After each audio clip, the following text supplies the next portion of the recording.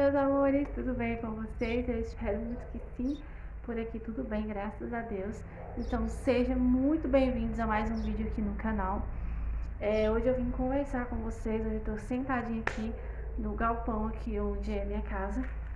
E eu quero conversar com vocês sobre um assunto um pouquinho chato, né?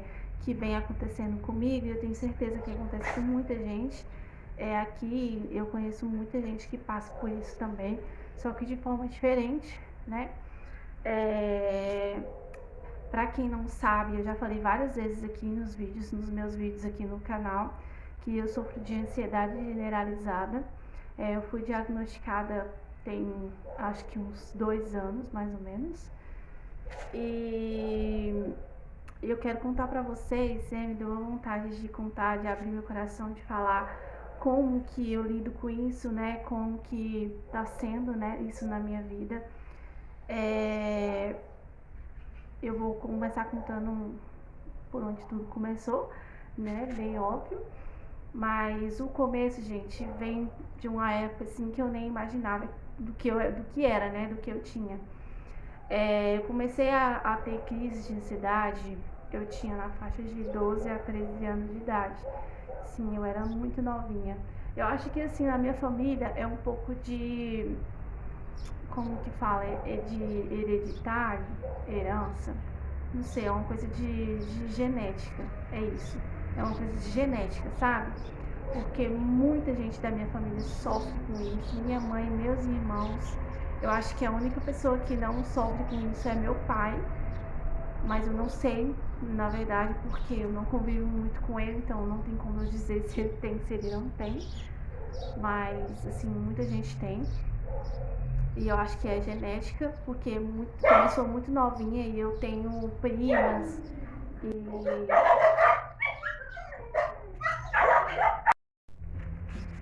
Bom, gente, continuando. Eu tenho muito cachorro aqui, então, né, não reparem. Eu tenho muita gente da minha família que começou a sentir também muito cedo. Inclusive eu tenho uma afilhada que tem... Gente, eu esqueci a idade dela, mas se eu não me engano é uns 12 anos, que é a mesma faixa mais ou menos que eu comecei a sentir, ela também tá sentindo. Eu comecei, gente, sentindo muita falta de ar. Foi assim, os primeiros sintomas de crise que eu tinha. Na época, eu ficava muito assim, ó, suspirando fundo toda hora, sabe? Eu não sabia o que eu tinha, não fazia ideia do que era, né?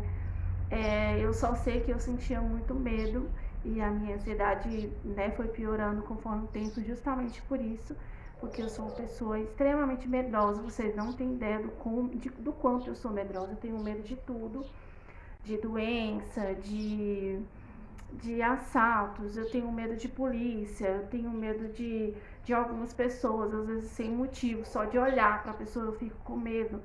Eu tenho medo de, sei lá, quando eu tô com a ansiedade assim atacada, eu tenho medo de sair de casa, eu tenho medo de ficar sozinha, eu tenho medo de muita coisa, gente, de muita coisa, de bicho. Eu acho que é difícil ter uma coisa pra mim ter medo, eu tenho muito medo. E na época eu sentia muito medo, teve uma fase que eu não conseguia nem ir no banheiro sozinha, né? Eu tinha a ajuda do meu irmão, o caçula Thiago, que ele ficava sempre comigo, assim, do meu lado, sabe? Ele ia no banheiro comigo, ele ficava... Eu lembro que a nossa casa tinha uma muretinha, assim, que dividia onde a gente onde ficava o vaso sanitário ali, a pia, e do outro lado o banheiro, assim, onde banha, né? O local do banho. Só que não era box, era uma parede mesmo. E aí ele ficava nesse lugar enquanto eu tomava banho. E quando o Hélio precisava fazer outra coisa, né, as necessidades, ele ficava na porta, me esperando. E ele ficava acordado comigo de madrugada, ele era muito assim, o meu ponto de apoio, sabe? Eu acho que uma vez eu encontrei uma pessoa que sofre disso também, que fala que a gente sempre tem que ter um ponto de apoio, né? Foi uma psicóloga, na verdade, que disse pra mim. Que a gente se identifica com a pessoa e se sente bem do lado dessa pessoa, sabe? Hoje em dia é meu marido. Hoje em dia, meu marido estando do meu lado, tá tudo bem. Porque eu não moro mais com meu irmão, né? Ele mora em outra cidade, inclusive, então acho que automaticamente eu já encontrei outro ponto de apoio pra mim, né? E daí, gente, eu vou contar pra vocês assim algumas histórias que ficavam na minha cabeça naquela época que eu tinha muito medo. Uma história que ficou muito marcante foi uma história assim que a minha tia contou pra gente, que ela cuidava de um sobrinho dela e ela tinha, eu não sei explicar direito o que ela tinha, mas ela tinha alguns problemas com convulsão. Acho que ela deu, gente, eclâmpsia, sabe? Quando ela teve o filho dela. E aí ela ficou com essa sequela, de vez em quando ela passava mal, então ela ficava tomando remédio controlado. E aí, esse sobrinho dela, que era pequeno ainda na época, acho que tinha na faixa de uns 6, 7 anos, ele tomou um desses medicamentos dela e passou mal, né? Porque era muito forte, então ele tomou e logo em seguida ele começou a dar convulsão. E a língua dele enrolou pra dentro. E a minha tia contou essa história pra gente, ela contou pra minha mãe, na verdade, né? E aí eu fiquei com aquilo na cabeça, que eu ia passar mal também. Era uma coisa assim tão engraçada que eu ficava,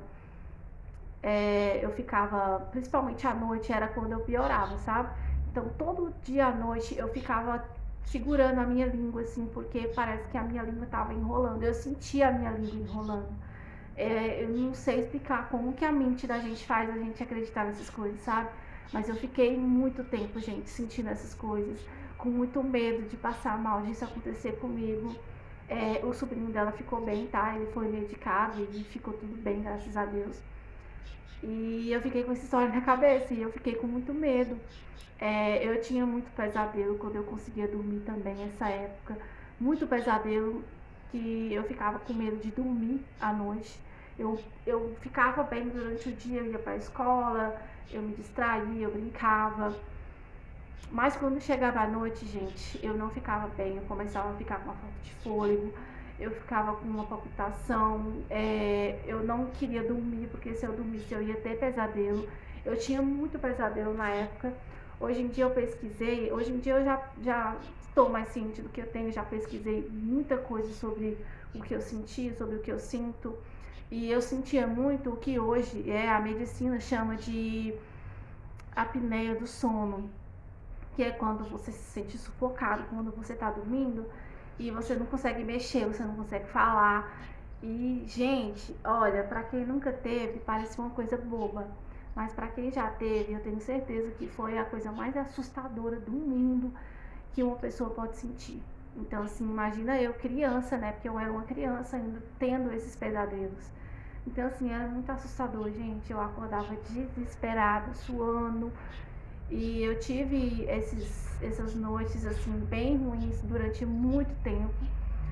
Até que eu fui ficando mais mocinha e acho que eu fui me distraindo mais, eu fui melhorando com o tempo, sabe?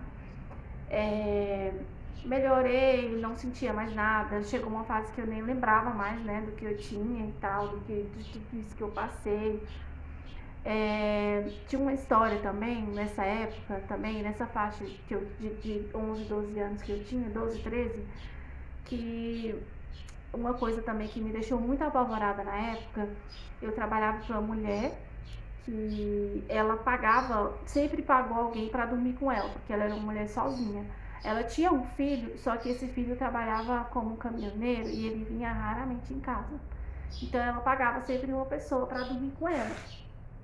E aí a menininha que ficava com ela, a menina não, né, ficou moça e tal, não quis mais ficar com ela. E a gente tinha mudado recentemente pra uma casa do lado da casa dela, né. E aí ela conversou com a minha mãe, pediu pra mim dormir lá com ela e tal. E eu, tá bom, né, ia ganhar, ela pagava, né. Na época eu era novinha, então tudo era, nossa, qualquer dinheirinho que entrasse era ótimo, né, na época. E daí eu fui, trabalhei com ela um tempinho até bom, sabe? Ela era uma mulher muito legal, assim. Eu tinha um pouco de medo dela, porque ela era meio, assim, ela tinha cara fechada, sabe? Mas ela era boa, ela era uma mulher boa. Ela nunca tive motivo, assim, sabe? Pra falar alguma coisa sobre ela. Ela sempre foi muito boa comigo. Mas, assim, como eu falei pra vocês, né? A pessoa tem um pouquinho, assim, da cara fechada, assim, eu já ficava com medo. E tá, trabalhei com ela durante um tempo e tal, até que um dia ela me chamou pra ajudar ela a fazer faxina na casa dela. Ela, tal, vem, eu te pago, né, uma quantia a mais. E eu, tá bom, fui. Eu já era mocinha, eu já conseguia fazer as coisas. Então fui e chegou no quarto dela. Eu dormia no quarto junto com ela, tá? Ela dormia numa cama assim e eu assim, numa caminha de solteiro. E eu fui, arrumei as camas e fui puxar, né, a vassoura debaixo da cama. Fui varrer embaixo da cama. E aí, gente, quando eu puxei, tinha uma arma embaixo da cama, no chão. E eu fiquei muito apavorada, fiquei com muito medo. Eu tenho medo até hoje de arma, eu não suporto, acho que é por isso que eu tenho medo de policial. Então eu não encosto, não gosto dessas coisas, tenho muito medo. E aí eu fiquei com aquilo na cabeça e tal. No mesmo dia eu fui dormir, né, na casa dela. E fiquei com aquilo na cabeça, né? Obviamente, comecei a cochilar e acordei de madrugada com medo, porque eu botei na cabeça que ela ia me matar, com aquela arma ela ia me matar durante a noite. E eu não consegui mais, gente. A partir desse dia eu não consegui mais ficar na casa dela. Eu fui embora. Como eu falei pra vocês, eu morava do lado. Então eu acordei de madrugada, eu quero ir embora, abri a porta, pulei o muro e fui pra casa. Cheguei lá, meu irmão tava acordado ainda, né, o Thiago, e aí a gente ficou acordado até mais tarde assistindo. Eu acho que ele nem lembra dessas histórias, gente. E aí passou, né, acho que chegou de bem mais cedo, assim, mais umas 5 horas da manhã, deve que eu consegui dormir, né, não lembro mais depois, né, eu lembro desse episódio, de que eu pulei o muro e fui pra casa. Eu fiquei com medo, eu fiquei com muito medo. E aí passou. Esses dois foram os dois episódios assim que mais me marcaram, sabe? E eu tinha medo, né, de tudo, dessas coisas. Então, assim, mas esses foram os dois principais, assim, que eu me lembro muito bem de como foi. E aí, gente, eu casei, né? Casei não, fui morar junto com o meu marido. A gente foi morar junto, acho que a gente ficou uns 2 anos, né, morando junto, até que eu engravidei.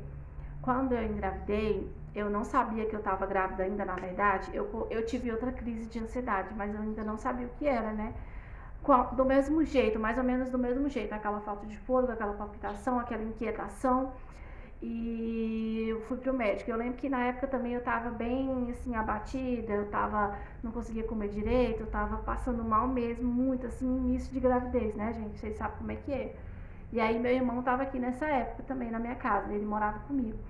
Aí morou um tempinho, né, comigo e com meu marido, e depois ele foi embora de novo. E aí ele falou, minha mãe veio também, né, ela mora em Brasília, aí ela tava aqui também. Aí ele falou assim pra ela, mãe, leva ela no hospital porque ela não tá bem. E aí fui, né, com aquela agonia, aquela palpitação, aquela falta de fôlego, agoniada. Eu não conseguia ficar nem dentro da recepção do hospital, eu ficava rodando assim, ó, porque eu não conseguia ficar parada. E eu ficava com vontade de chorar, porque eu ficava com medo do que eu tinha. Daí eu fui atendida, o médico falou que eu tava com ansiedade, né, que eu tava tendo uma crise de ansiedade. E eu não queria aceitar na época, eu falava, nossa, eu tô sentindo essas coisas ruins e é só ansiedade. Pra mim, ansiedade era coisa boa, né? E não queria aceitar que era isso que eu tinha e tal. Mas ele passou o medicamento e passou o exame de sangue para me fazer, porque ele já suspeitava da minha gravidez, né? Ele pegou na minha barriga, ele falou, ó, eu vou te passar um teste de gravidez, porque você tá grávida, e na verdade ele já sabia, né? Era só para confirmar mesmo. Ele pegou na minha barriga e falou, ela tá grávida. E eu fiz esse exame, né, um dia depois, e eu fiquei super feliz, porque era o meu sonho ser mãe e tal. Eu fiquei muito feliz. E passou, nunca mais eu senti, gente. Fiquei até a minha filha nasceu, né? Eu tive parto normal, depois eu vou gravar um vídeo de relato de parto pra vocês. E ela nasceu. Eu fiquei com ela até os 1 ano e pouco, mais ou menos, né? Assim, de boa. Tanto é que meu marido até trabalhava em uma cidade vizinha, ele dormia várias vezes fora de casa e eu ficava tranquila em casa com ela, de boa, sabe? sozinha com ela. Daí, gente, eu engravidei de novo, tive o Davi, né? Aí quando ele tinha mais ou menos 2, 3 meses, eu acho que era isso. Ele tinha uns 2, 3 meses de vida, veio a pandemia. Aí a pandemia, né, gente, que lascou com a vida de muita gente aqui no Brasil, tenho certeza. Porque antigamente a gente não via muito falar dessas coisas de ansiedade. Hoje em dia não, hoje em dia raramente você encontra uma pessoa que não tem ansiedade, né? Depois dessa pandemia. Assustou muita gente, tenho certeza. E não foi diferente comigo. Eu fiquei muito assustada, eu sentia muito medo, eu tinha pavor, na verdade, dessa doença, né? Porque eu pensava que se eu pegasse essa doença eu ia morrer. Eu tinha muito medo de ficar entubada também. Eu tenho medo até hoje, né, na verdade, porque ainda não acabou e eu acho que não vai acabar, né? Eu acho que a gente aqui tem que acostumar. E eu acho que hoje eu tô mais acostumada em questão dessa doença, né? E aí, eu, uns 2 dias antes da minha crise, né, de ansiedade, depois que eu fui mãe, o meu marido tava com suspeita, né, de Covid. Eu ficava muito assustada, eu não queria que ele saísse de casa, que ele fosse trabalhar, não queria nem que ele fosse na casa dos pais dele. E... Marcha! E aí eu fiquei muito assustada na época, né, muito assustada mesmo. Aí, mas melhorou, ele deu uma melhorada e tal, mas como eu fiquei já muito assustada, e a ansiedade é assim, né? Você passa por um momento ali, ou de medo, de aflição, ou de muita ansiedade, na hora você não sente. Aí depois vem a crise. E foi assim comigo. Aí depois de 2 dias eu comecei a conversar com uma amiga minha muito antiga, assim, da época de escola. Ela chama Nayara. E tinha muito tempo, acho que tinha anos que eu não conversava com ela. E a gente começou a conversar e tal, a gente falou de muita coisa muito legal, a gente relembrou muita coisa. Então foi muito bom, eu senti aquela alegria, sabe, que eu não conseguia nem controlar aquela alegria assim, foi muito bom. Mas durante essa conversa, né, eu comecei a passar mal. Eu comecei a sentir uma sensação de desmaio, que eu ia desmaiar, falta de ar, o coração começou a palpitar muito, eu fiquei bem acelerada, bem nervosa. E eu morava do lado da casa da minha cunhada, que também chama Nayara, olha a coincidência. E eu fui lá, né, saí de dentro da casa e fui no quintal e gritei ela. Aí ela veio, me acudiu. Na época eu achava que eu tava com fraqueza, porque eu amamentava, né? E aí ela fez um suco de couve pra mim, e eu tomei água, tentando, ela ficou um tempão tentando me acalmar, mas não deu certo. Aí eu liguei pro meu marido, ele foi me buscar e a gente foi no médico, né? Eu fui no postinho, na verdade. Eu era bem assim conhecida no postinho, porque eu tive 2 partos recentes, então eu conhecia muito, né, o postinho, as pessoas que trabalhavam lá. E aí eu fui atendida rápido, né? Cheguei lá, eu já fui atendida. E o médico falou pra mim novamente, né? Eu tava tendo uma crise de ansiedade, a minha pressão tava 18, minha pressão subiu bastante. E assim, foi a pior crise de ansiedade que eu já tive, eu fiquei muito nervosa. Aí eu comecei a tomar medicamento depois desse dia, né? Ele passou um medicamento pra mim, falou pra mim procurar um psiquiatra e um psicólogo, né? E foi o que eu fiz. Eu fiquei muito assustada, então procurei um psicólogo, procurei um psiquiatra. O psiquiatra passou outro remédio pra mim, não foi o mesmo. Passou outro remédio pra mim e comecei a frequentar o psicólogo do SUS, né, aqui na minha cidade. Mas eu vou ser bem sincera, não me ajudou em nada. Nada. Eu fui, acho que em 4 sessões no SUS, mas não resolveu nada. Não melhorou em nada, não senti nada. Foi a mesma coisa de nada. E aí eu continuei passando mal, mesmo tomando remédio. Eu continuei um tempo ainda passando mal, fiquei muito mal mesmo. Passava mal todo dia, não conseguia sair de casa, não conseguia ficar em pé direito, assim. Eu andava um pouquinho, já sentia tontura, eu já começava a ficar desesperada, eu fiquei um tempo assim, um tempo bom mesmo, assim, acho que uns 6 meses bem ruim, sabe? Bem ruim mesmo, assim, de ficar passando mal todo dia, de ficar comendo todo dia. Marcha! De ficar com medo todo dia. Assim, foi uma fase bem difícil, bem ruim da minha vida. Aí, acho que o remédio foi fazendo efeito, né? Só que assim, gente, eu procurei um psiquiatra, é, demorou um pouquinho, sabe, pra mim conseguir a vaga, porque aqui na minha cidade é só um e ele vem de fora. Então, assim, foi, assim, demorou um pouco pra mim conseguir a consulta no psiquiatra, né? E aí, depois que o remédio começou a fazer efeito, acho que começou a fazer efeito depois de uns 20 dias que eu tinha tomado, que eu tinha começado a tomar. Aí começou a fazer efeito, eu comecei a ficar melhor, comecei a ficar boa de novo, a ficar mais tranquila, né? E nessa época eu não conseguia ficar sozinha, tá? Nessa época que eu fiquei, do remédio começar a fazer efeito, eu não conseguia ficar sozinha. Eu passei uma temporada na casa da minha avó, ficava sempre na casa da minha sogra quando meu marido tinha que trabalhar, porque eu não conseguia ficar só. Não consigo até hoje, assim. Eu tenho muito medo de ficar sozinha. Então eu tinha sempre alguém me acompanhando, sabe? Eu sempre procurava ajuda.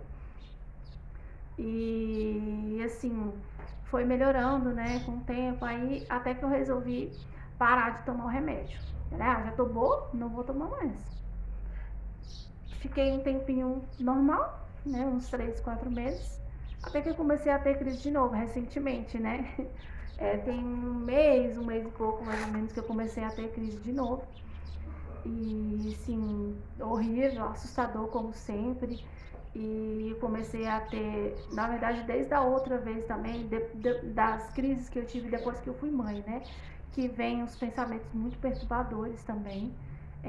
Que eu até estava comentando com a minha mãe que eu prefiro ter crise do que ter esses pensamentos maldosos, porque uns pensamentos bem assustadores que a gente tem, uns pensamentos bem ruins mesmo, sabe?